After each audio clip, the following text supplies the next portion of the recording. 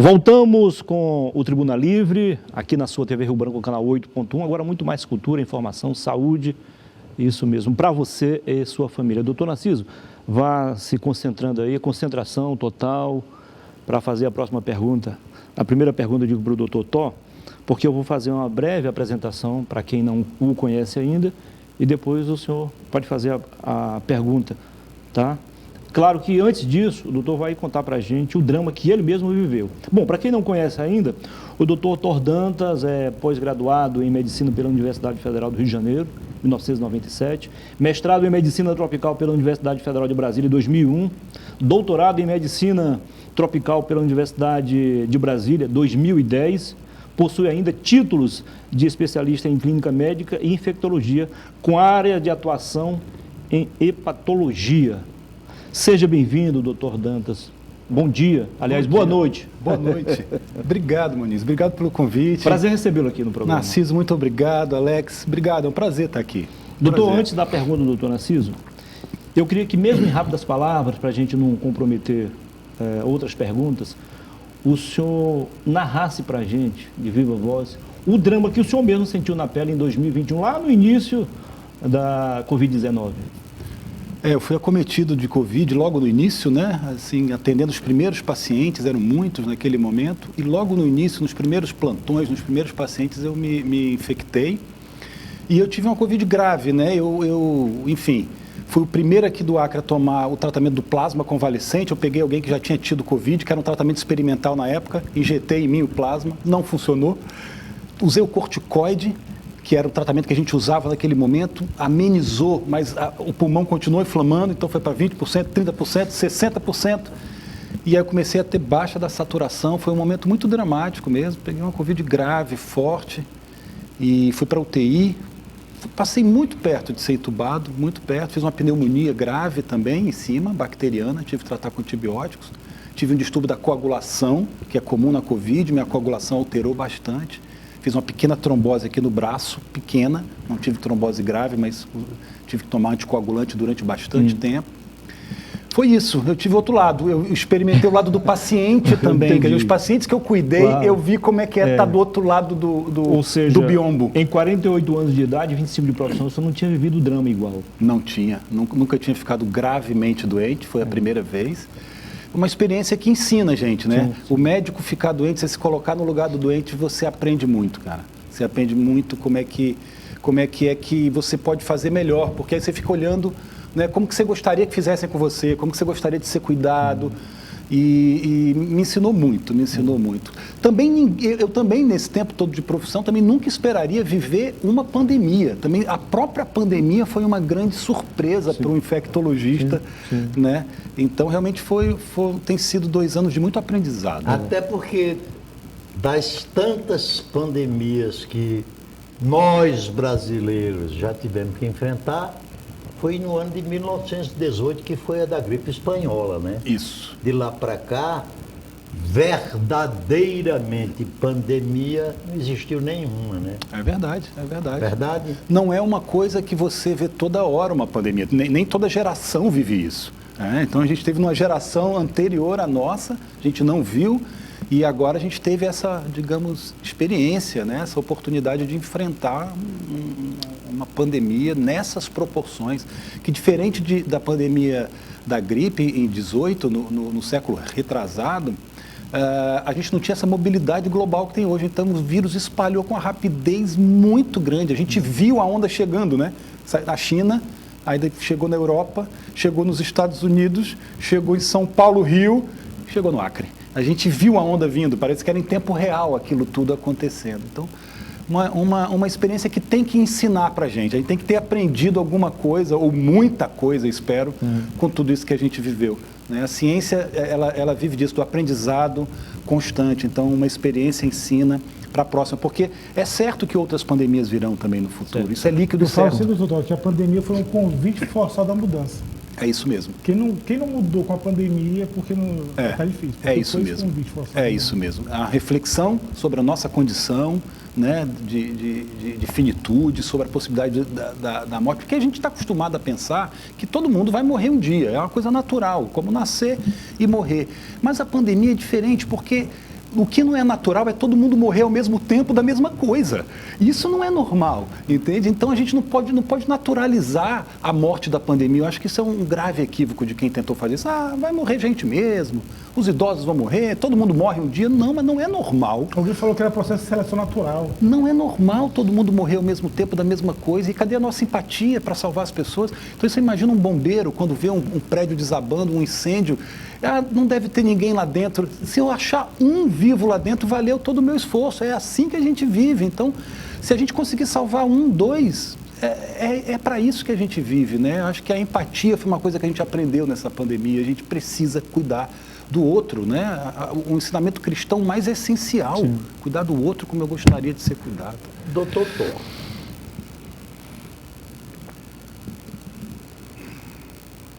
o novo coronavírus, vamos partir da ideia original, foi dado ciência ao mundo no dia 1º de janeiro de 2020.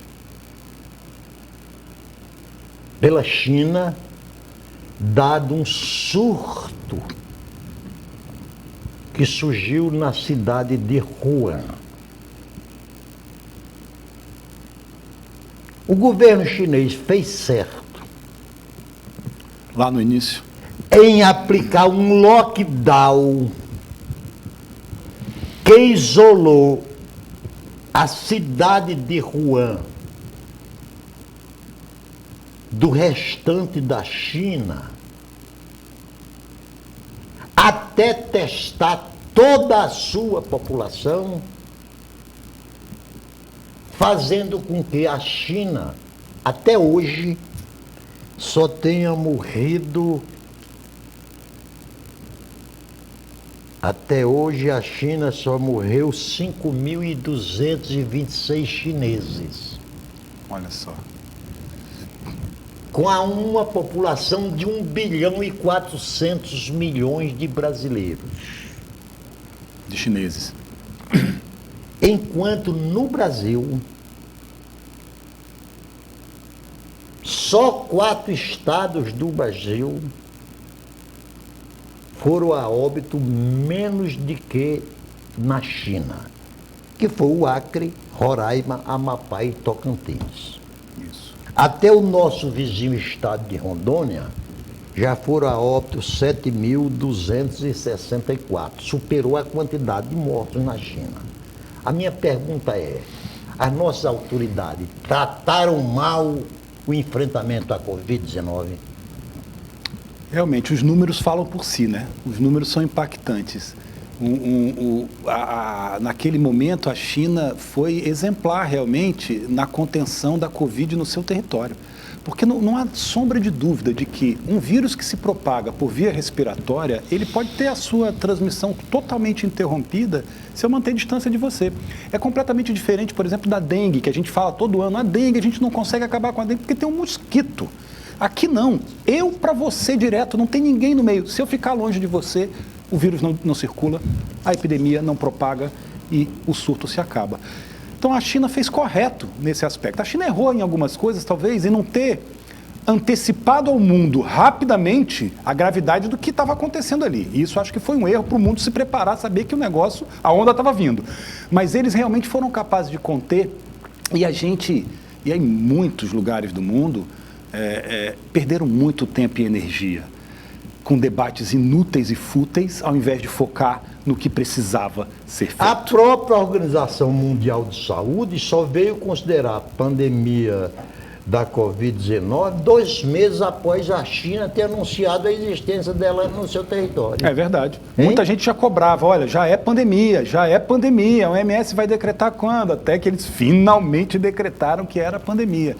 Então, eu concordo com você, eu acho que a gente desempenhou muito mal.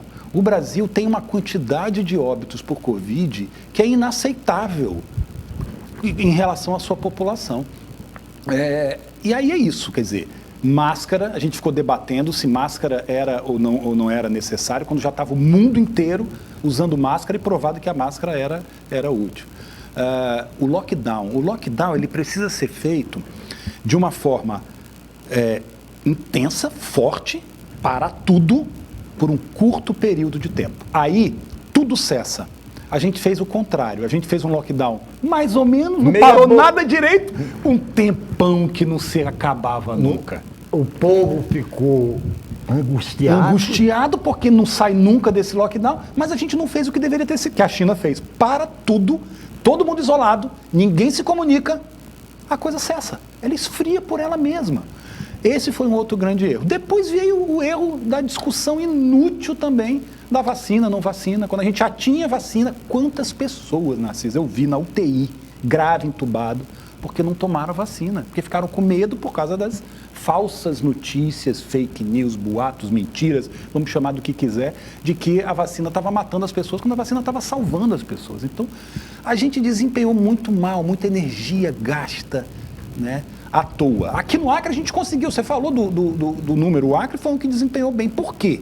Aqui no Acre a gente foi desde o início à universidade, chamamos todo mundo, Odilson, Oswaldo, o pessoal da estatística, gente, vamos liderar esse processo. Reunimos com a prefeita, reunimos com o governador, dizemos, olha, tá para acontecer isso. A gente disse lá, daqui a tantos dias a UTI está lotada. Você tem que construir mais tantos e tantos leitos. E fomos dando o caminho. Treinamos todo mundo, capacitamos os médicos para atender Covid.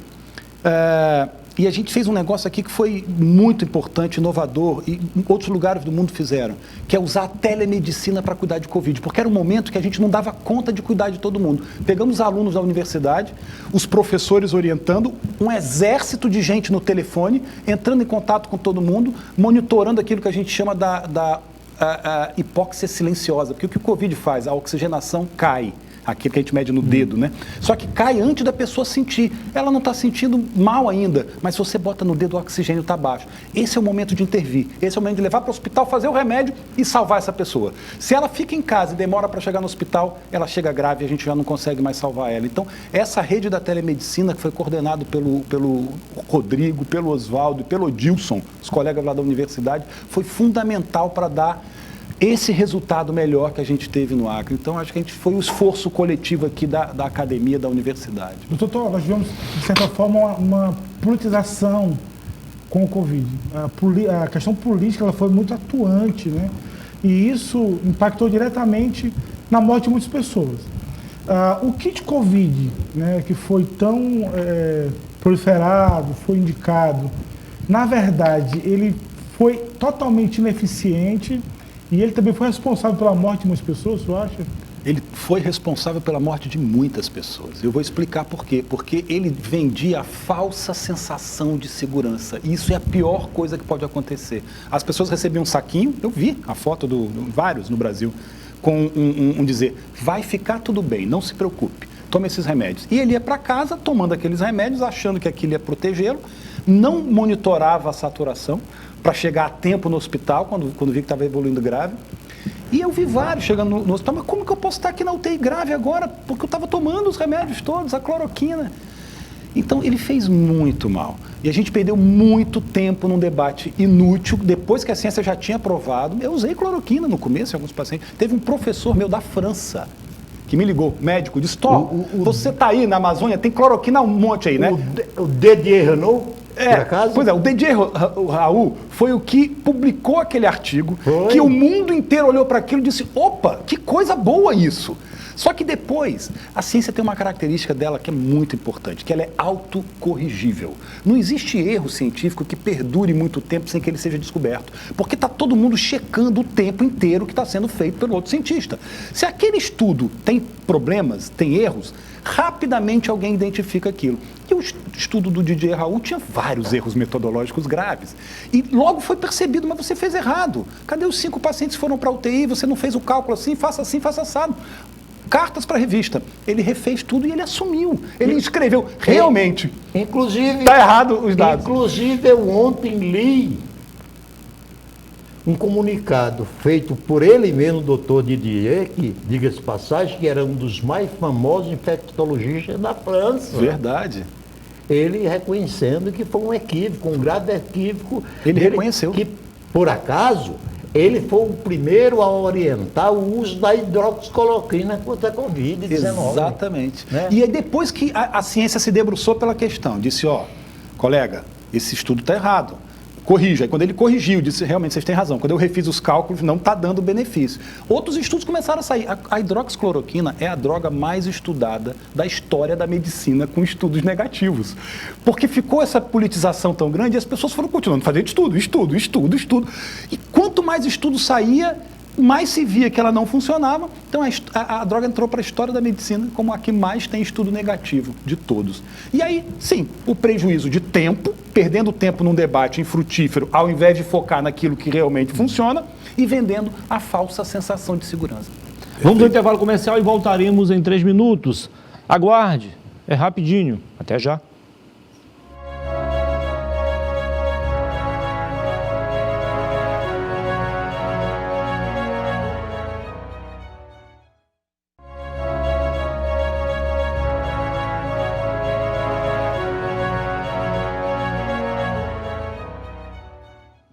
Voltamos com o Tribuna Livre, aqui na sua TV Rio Branco, canal 8.1. Mais uma vez, obrigado pela sua audiência, você que nos prestigia na capital e também no interior. Siga-nos nas redes sociais, @oRioBranco, ok? E os melhores momentos da entrevista de hoje, recebendo o nosso convidado especial, Dr. Thor Dantas, médico infectologista, você verá amanhã, você vai ler amanhã, no portal oriobranco.net, que é o portal oficial. Então, siga-nos nas redes sociais, @oRioBranco. Muito obrigado pela audiência. Doutor, só completando a pergunta que eu fiz na virada do bloco, além da pergunta, só acredita na possível quarta onda? A outra, na sua opinião, quando que os brasileiros vão se livrar de vez da vacina, não vai precisar mais tomar vacina e nem usar máscara? É o que todo mundo poder quer. aglomerar, enfim. É o que todo mundo quer, fazer a sua aglomeração. Bom, primeiro, sim, a gente está, na verdade, numa quarta onda. A gente está, o Brasil inteiro o número de casos aumentou. A questão é que as ondas, elas têm tamanhos diferentes. A primeira onda, a segunda onda foi gigantesca, a terceira, Delta, né? A Delta, foi aquela onda que foi pior do que a primeira. Foi. E quando a gente achava que já tinha resolvido o problema, não, passou a primeira onda, está todo mundo resolvido, veio a segunda pior ainda. Época da falta do oxigênio, aquela crise sem leito de UTI. Nossa, eu lembro daquilo, eu cuidei de pacientes internados precisando de UTI, não tinha UTI. Paciente que tinha dinheiro para pagar o UTI no ar para sair daqui para São Paulo não dava vaga, não tem vaga, não mande ninguém, porque aqui está tudo cheio, está atendendo o pessoal daqui. Foi um período dificílimo, né? Depois a terceira onda e a quarta onda agora, quer dizer, menor, as ondas, é uma nova onda, mas essa onda aí, pode chamar de uma marola, de uma ondinha, de um repuxo, mas é uma nova onda de fato, de aumento de casos. Só que ela está muito diferente das ondas anteriores, porque encontra uma população já vacinada, em sua grande maioria, a gente já tem remédios disponíveis que a gente não tinha, a gente já conhece mais da doença que a gente não conhecia, então é uma onda que, como a gente vê, muito menor intensidade do que as outras, está tendo pacientes graves, a maioria dos pacientes estão ficando graves, são aqueles que não se vacinaram por completo, muitos tomaram, eu tomei vacina, aí você vai perguntar, quantas você tomou? Eu tomei 2, Coronavac, lá no início. Essa pessoa é praticamente um não vacinado, porque ela tomou só 2 doses da Coronavac, que é a mais fraquinha, né, lá atrás no início da pandemia. Então, muita gente com esquema incompleto, idosos com comorbidade, esses estão ficando graves ainda, infelizmente.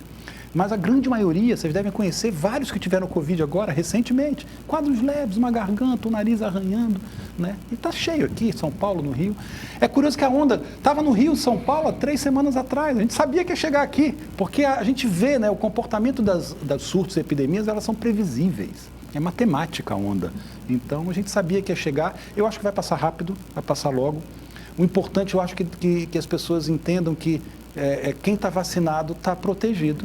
Então, se eu deixasse alguma mensagem, seria, gente, quem não se vacinou, se vacine. Atualize o seu cartão vacinal. Essa é a hora boa. Se você só tem 3 doses, está na hora da quarta, tome a quarta. Se você só tomou 2 lá atrás, corre para tomar a terceira. Né? E vamos usar talvez a máscara de uma forma mais inteligente. Não precisa da máscara o tempo inteiro. Não precisa de máscara em ambiente aberto. É inútil isso. Fazer esporte, correr de máscara, não precisa disso.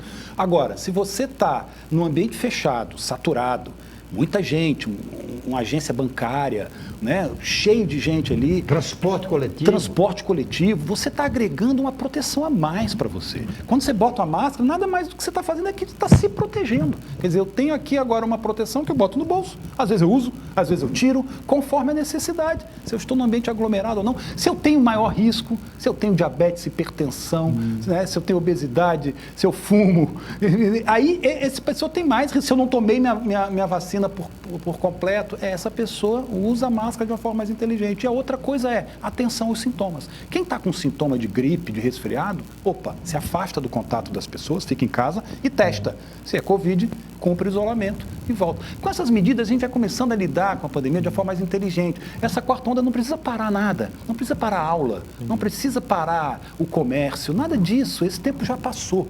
Agora é o momento da gente enfrentar isso com vacina, uso inteligente de máscara e testagem das pessoas. Doutor Thor, eu vou falar de nome de 2 colegas seus infectologistas que no Brasil foram os que mais se expuseram no sentido de prevenir a propagação da Covid-19. Foi o doutor Gonçalo Vecina, que chegou a ser o primeiro presidente da Anvisa. Da Anvisa, criador e presidente da Anvisa. E o doutor Pedro Alau, epidemiologista, um eminente epidemiologista do Rio Grande do Sul. Ambos confirmam que se nós tivéssemos, as nossas autoridades tivessem tomado os devidos cuidados, das 674 mil mortes existentes até o dia de hoje, 400 mil delas poderiam ser evitadas. O senhor confirma isso? Esses cálculos são feitos, obviamente, com probabilidade, né? Mas essa é a margem que eles chegaram, realmente, do quanto poderia ter sido evitado se a gente fosse um pouco mais focado e eficiente. É um número impressionante, realmente muita gente morreu que poderia ter sido evitado, óbvio, muito. Porque o indivíduo, depois que faz aquele quadro gravíssimo, que é o Covid gravíssimo na UTI, é muito difícil, né? E você precisa de uma medicina de muito alto desempenho, muito cara, muito complexa para tirar um paciente grave desse. Então, ter deixado as pessoas se expor, porque eu digo que o tempo que a gente perdeu, o verdadeiro inimigo não era o vírus, porque o vírus, tudo bem, o vírus é o seu inimigo, você tem que enfrentá-lo, mas o assim chamado negacionismo, esse é o que lhe expõe ao vírus, esse é o verdadeiro inimigo, porque ele te coloca em situação de completa vulnerabilidade ao vírus. Ele faz você ir se expor ao vírus sem máscara, sem vacina, acreditando em remédio que não funciona, sem checar a saturação do dedo. Ele é o seu inimigo, ele matou as pessoas. Por isso que esse número poderia ter sido reduzido, porque o vírus mata, ele é o inimigo. Mas se a gente vai para o combate armado, a gente tem mais chances de... Então foi isso que aconteceu. Doutor, e com relação ao número de pessoas que não se vacinaram e não se vacinam, que eles são resistentes à vacina, o senhor atribui ao negacionismo? E a segunda coisa que eu queria que o senhor colocasse, como o doutor Narciso colocou aqui, né, o número do Acre, nós ficamos aí não é o do mais... O nosso pior pico foi, se não me engano, abril e maio, março e abril, mais de 500 mortes. O senhor acha que o Estado, né, o governador, o governo do Acre, ele acertou nas medidas ou poderia ter feito melhor?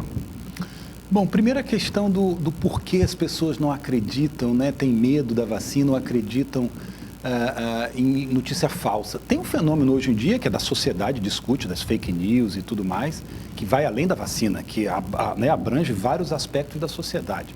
Política, está muito dentro da política esse tema hoje. As pessoas tendem o nosso cérebro, ele gosta de coisas fantásticas. Então, a gente tem uma certa atração por teorias conspiratórias. Então, isso é um fenômeno do nosso cérebro. Nós, seres humanos, gostamos dessas histórias fantásticas. A gente é atraído pelaquela manchete do jornal mais impactante do que aquela mais morna. Aquela história mais cabulosa, é mais interessante do que a outra mais...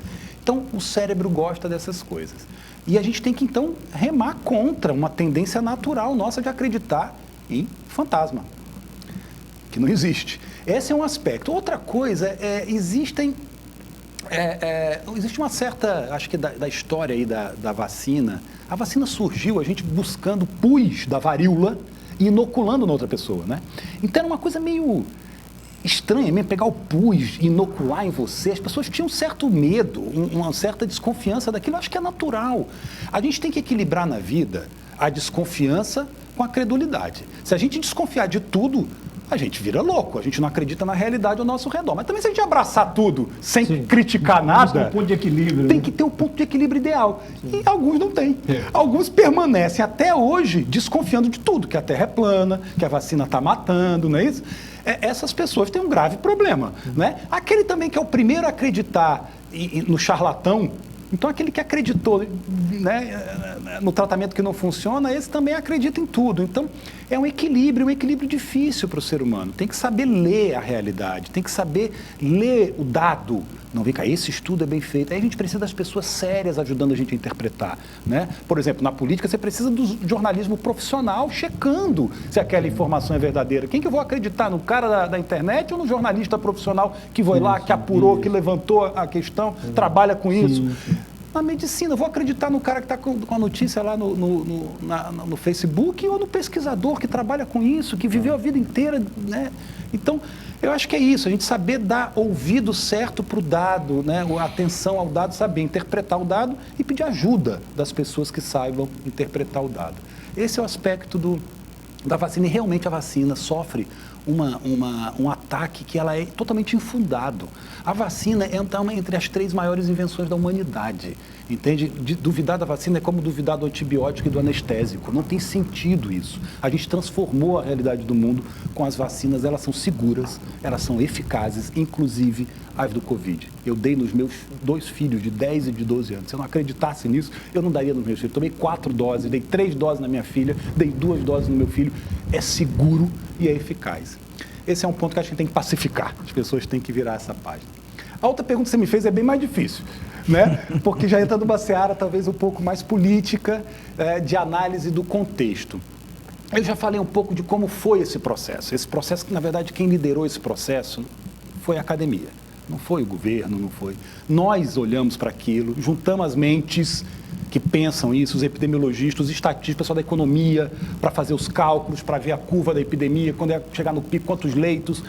Juntamos a nata das pessoas que pensavam aqui no Acre e a gente chegou para a reitora, a professora Guida, a gente tem que sentar com a sociedade. Está vindo a onda, ela vai chegar, está chegando. A professora Guida ajudou, chamou a prefeita, chamou o governador, está aqui os meninos da academia, estão vendo o que está acontecendo, a gente precisa pensar, a gente precisa planejar.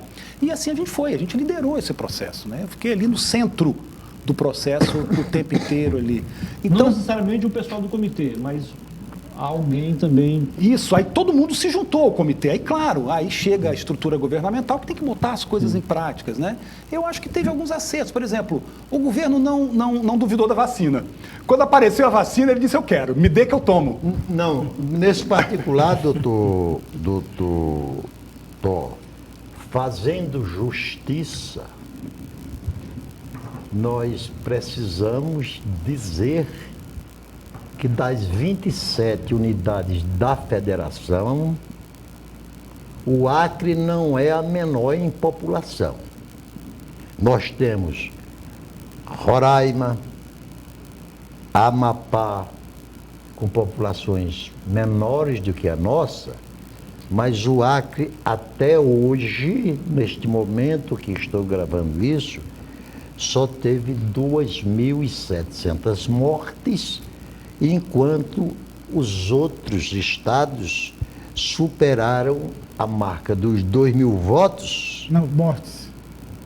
E aqui é nossa Rondônia. Doutor Checa, eu acho que é menos, não? Rondônia foi ruim. Eu acho que é menos, né, doutor? Menos de 2.700? Não, O dado 2007. exato, acho que... Eu acho que é menos. 2007 mortes. Narciso tem um dado mais preciso do que eu. O Preciso jornalista de quanto? levantou o dado. 2007 mortes. Ah, sim, viu? O senhor falou 2.700. Não, 2007. Ah, tá. Então agora E a sim. nossa Rondônia, nossa vizinha, 7.000. até hoje, 7.264 Rondônia foi mortes. mal. Rondônia apostou no kit Covid. Então, nós Distribuiu deveremos pra todo parabenizar que seja a universidade, que seja a equipe de médicos, que seja o governador, que seja o prefeito. Sim. Porque de toda sorte, isso foi obra de um conjunto de ações. Sem dúvida, sem dúvida. E eu acho que o grande mérito realmente do governo, da prefeita e do governo naquele momento foi dar ouvido à universidade, dizer, tá bom, os meninos estão falando que é assim, que é por aqui que tem que ir, então podem ir, né? Meio que podem ir mesmo, então vão, só me dê notícia, né? Então eu acho que aí a gente liderou esse processo, essa é a verdade. Inclusive a produção de gel, né? Hã? Inclusive a produção de Produzimos EPI, fizemos cuidado, implantamos a telemedicina, orientamos para onde ir. Quer dizer, o governo acho que tem um grande ponto positivo de não ter sido negacionista na questão das vacinas, que alguns foram, não embarcou no barco furado do kit Covid, que a gente disse isso é furada, não vai por aqui. Rondônia distribuiu o kit Covid, foi uma tragédia, né? E por fim, assim, ter contratado, acho que na verdade foi uma grande ação, digamos assim, de governo, contratou uma empresa para montar um hospital de Covid, que foi o INTO, né? Então, assim, terceirizou também muito simples, eu pego, pago, compro e tal, não tenho problema, não tenho dificuldade, porque fazer essa gestão é complexa, mas deu alguns problemas lá no INTO também, né? Porque aí quando você terceiriza, você tem que cobrar do que está sendo feito, porque não adianta só, tá bom, pega uma empresa, quanto é? Tanto, cuida de tudo.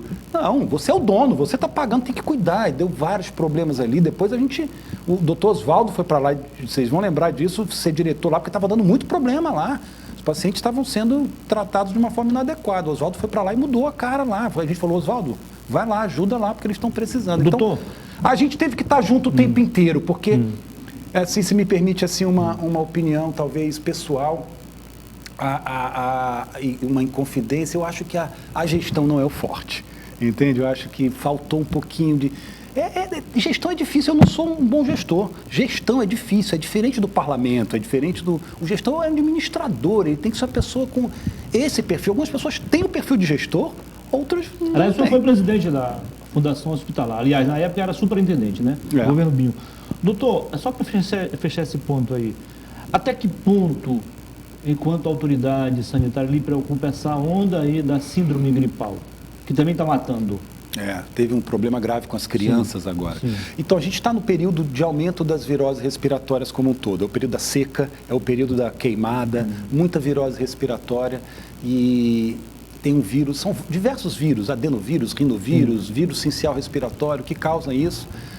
A maioria não tem tratamento e a maioria não tem vacina. São vírus comuns da infância. Mas alguns deles, tem um que é o tal vírus sincial respiratório, que causa uma síndrome conhecida da pediatria, chama bronquiolite, que é grave. Foi o que matou essas crianças, chama bronquiolite aquilo. Ela é grave e ela tem que ser tratada rapidamente, tem que ser identificada rápido e a criança tem que ter um cuidado qualificado. Pacientes que estão evoluindo grave, eles precisam de um cuidado rápido, a tempo, oportuno, para você quebrar a evolução para a gravidade. Se você perde esse time, o paciente vai a óbito. Então, cuidar de paciente grave é time e serviço organizado. Eu acho que a gente pegou um grande número de crianças ao mesmo tempo, num período que isso ocorre. Crianças que estavam muito tempo sem se expor aos vírus, porque estavam todas em isolamento, aí agora muita gente suscetível, e pegou um sistema de saúde que não estava preparado para isso, cara. Entendi. E aí muita gente chegando ao mesmo tempo no pronto-socorro, o pronto-socorro não deu tempo, não deu conta. Eu acho que tem uma questão aí que a gente precisa olhar para a organização da pediatria no Acre. A pediatria no Acre tem que ser olhada com mais carinho e atenção. São as crianças e é uma área muito sensível, tem pouco pediatra hoje no mercado, é uma especialidade que não é muito valorizada pelo gestor em geral e o cuidado ali do serviço de pediatria, a gente precisa investir em pediatras bons porque são os nossos filhos e eles são muito frágeis e precisam de um cuidado muito qualificado. Mas diz, doutor Tó, que os próprios médicos fogem um tanto quanto da pediatria. Isso porque, não sei se é piada, se é gozação ou não, que eles têm medo do telefonema da madame de 3 horas da madrugada. Doutor, vem aqui que meu filho está... Não é isso, não? O filho está com 37,3 de febre, doutor, pelo amor de Deus. É isso mesmo, o pediatra é um profissional muito demandado. A criança bateu a cabeça, leva no pediatra. A criança está com a dor de dente, leva no pediatra. Está com dor de ouvido, leva no pediatra. Tudo que uma criança tem, liga para o pediatra. Então, é uma especialidade que trabalha muito, é muito demandada, com muita pressão emocional, porque é o seu filho, você quer tudo de melhor para o seu filho. Então, mães e pais são muito ansiosos em geral, muito preocupados com a saúde do seu filho.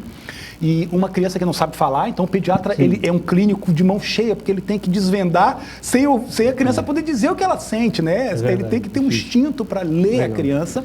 E, enfim, pouco valorizado pelo mercado. Isso não é das especialidades que melhor ganha o plantão, não é da especialidade que o serviço público investe mais em qualidade, né? Cadê? A gente tem o UTI para o Covid. Cadê? Vamos ver como é que está a UTI pediátrica. A qualidade da UTI pediátrica, da UTI neonatal.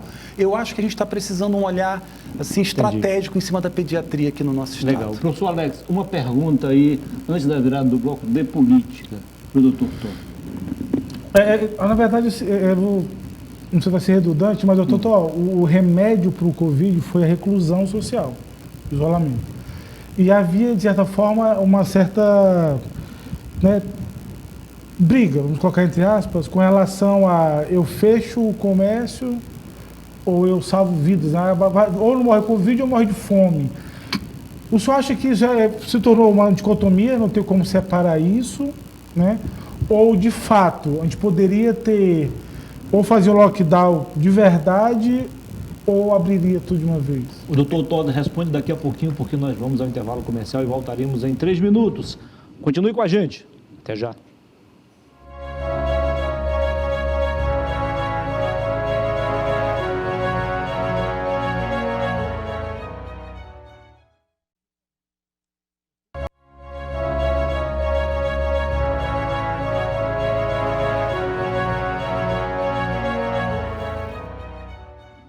Muito bem, voltamos com a terceira e última parte do nosso programa de hoje, Tribuna Livre, na sua TV Rio Branco, canal 8.1. Agora muito mais cultura e informação para você e sua família. Siga-nos nas redes sociais, @o Rio Branco. E não esqueça, amanhã, os melhores momentos da entrevista de hoje com o Dr. Thor Dantas, você vai conferir em primeira mão no portal oriobranco.net. Eu esqueci de falar na abertura, mas o Dr. Thor Dantas, esse sobrenome não é por acaso. A família Dantas, que é a dele, governou o Acre de 1º de março, aliás, dia 15 de março de 1971 a 15 de março de 1975, através do saudoso governador Francisco Vanderlei Dantas, o Dantinha. Né? É verdade. Ô, doutor, só para reforçar a pergunta do professor Alex, acabaram judicializando e politizando, de fato, a Covid, né? A pandemia. A pergunta, né? Economia ou salvar vidas ou salvar a economia é uma dicotomia que não faz o menor sentido. O gestor, ele tem que fazer as duas coisas, ele está lá para isso. Não é uma escolha entre as duas. Eu me lembro de uma discussão, uma vez eu estava na gestão, e aí a dificuldade de orçamento. Não, a gente tem que escolher entre combater o mosquito na época da dengue ou estruturar. Eu falei, não, a gente tem que fazer as duas coisas. O gestor, ele tem que olhar para o problema e achar a solução. Não é preciso essa opção, não é preciso. Você pode cuidar das duas coisas.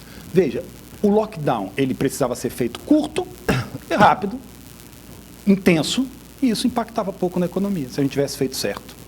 Aquilo que para na economia, e algumas coisas param, são prejudicadas realmente pela pandemia, elas precisam de apoio, de ajuda do poder público. Para que existe o poder público? Para que existe o governo, orçamento público?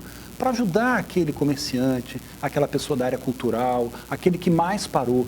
Então, as duas coisas podem muito bem ser feitas. Existem alguns estudos de economistas que mostram que os estados e os países que mais foram exigentes no combate à pandemia foram os que mais rapidamente saíram da epidemia. Então, é uma dicotomia errada. Quer dizer, salvar a economia significa combater rapidamente a pandemia, porque o que é recessivo é a pandemia. A própria pandemia é recessiva, não as medidas de combate à pandemia que são recessivas. Então, foi mais um debate infrutífero e incompetente. Doutor Narciso, vamos entrar na política agora, doutor. Não, mas vamos entrar na política. Nós temos 10 minutos para o final do programa. Até porque, doutor Thor, nós tomamos conhecimento que o senhor pretende entrar para a disputa eleitoral próxima.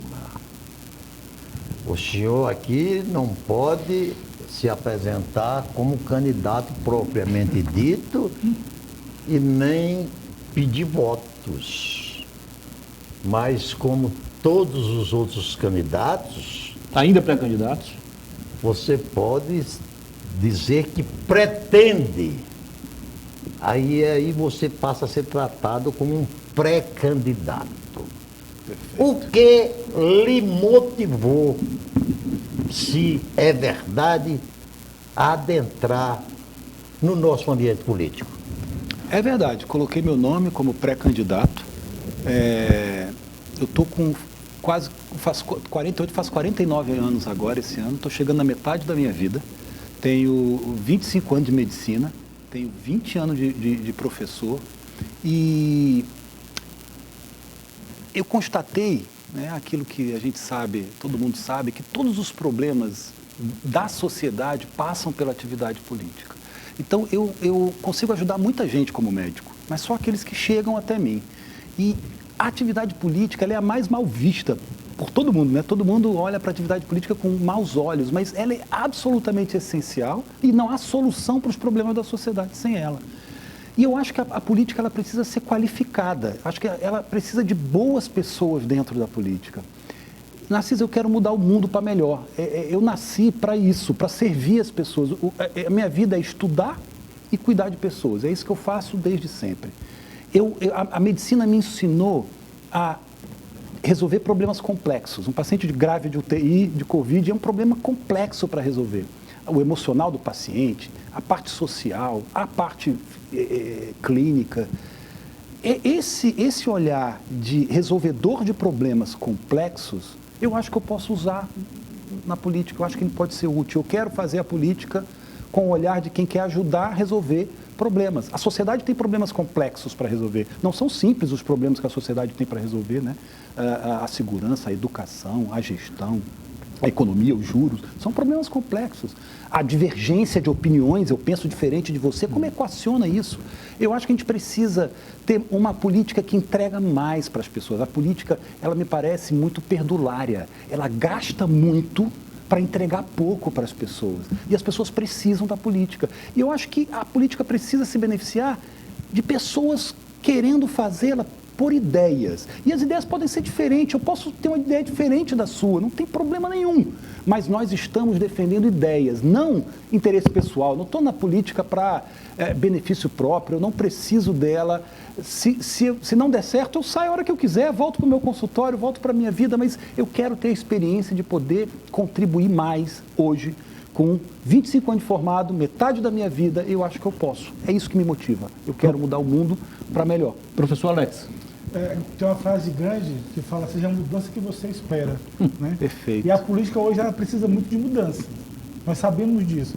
Eu quero saber, o senhor falou aí que o seu momento hoje é o ideal, mas o senhor acha que a sua veia política, né? A sua mãe também foi política, né? Sim. Que militou na política, né? O seu avô militou na política.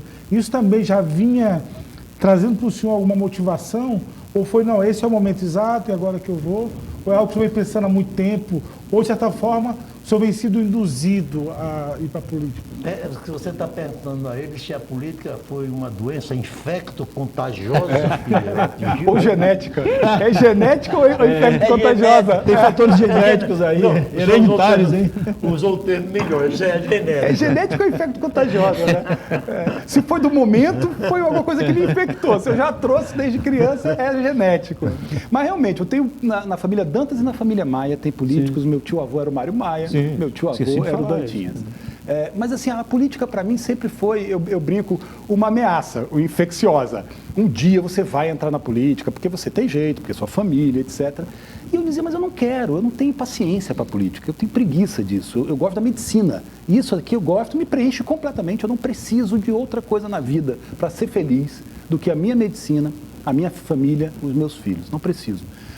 Mas o momento disse, rapaz, você está na metade da sua vida e o momento precisa de gente ajudando, porque o momento é muito difícil hoje. A gente tem um momento, pensa comigo, nacional e mundial de muita dificuldade, né, de muita polarização, de bolha, de extremismos, de dificuldade de tolerar o outro, a diferença de opinião. Você pode pensar diferente de mim, eu tenho que aprender que a sua opinião é tão legítima quanto a minha, mesmo que você pense diferente. O conservador e o liberal têm visões de mundo iguais igualmente Sim, legítimas, claro. igualmente legítimas. Ninguém tem razão. E a gente vai concordar em algumas coisas e vai discordar em outras. Naquilo que a gente concorda, a gente tem um caminho para seguir junto. Naquilo que a gente discorda, a gente segue separado. Isso é a vida em sociedade. E eu percebi que está faltando um pouco desse tipo de visão nos relacionamentos entre as pessoas. E a gente também está, por outro lado, pensar aqui mais localmente, numa crise de gestão muito grande aqui. Eu comentava isso atrás, sabe? Eu acho que é até difícil, eu não quero falar mal, não é isso, eu quero falar do que eu acho que a gente pode fazer. Mas a gente, de fato, está numa crise de gestão, sabe? Gestão é difícil, é complexa.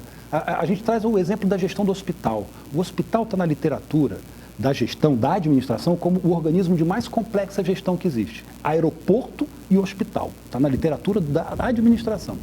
E a gente aprende muito de gestão na saúde. E eu acho que a gente pode levar um pouco dessa visão quando olha para a gestão do Estado como um todo. Eu digo, a gente precisa, né, trazer gente mais qualificada de gestão para cá. Então, é um olhar ao mesmo tempo técnico, de trazer mais tecnicidade para dentro da coisa pública e ao mesmo tempo uma coisa de ideário também, de ideal, de achar que a gente pode contribuir para os relacionamentos. Então, eu acho que é um pouco da genética e um pouco do momento, que eu fui picado por um momento que eu acho que eu tenho que contribuir. Sabe aquela coisa assim, eu tenho que fazer alguma coisa nesse momento que a gente está e eu acho que eu posso fazer. Então, eu vou tentar fazer. Doutor Narciso. Doutor, o candidato que ao longo da sua próxima campanha prometer entre suas qualidades que será honesto, eu já não votarei nele, porque ser honesto é uma obrigação. Agora, no meu entender, eu sou um leitor gosto mais. Eu nunca vi tanto ódio entranhado na nossa atividade política. Nunca. Na história do Brasil, a despeito das várias desafios que nós já enfrentamos, eu acho que a prioridade número 1 dos futuros congressistas, parlamentares a nível estadual, federal, dos governadores, do próximo presidente da República, é entender que a pátria é a família unificada.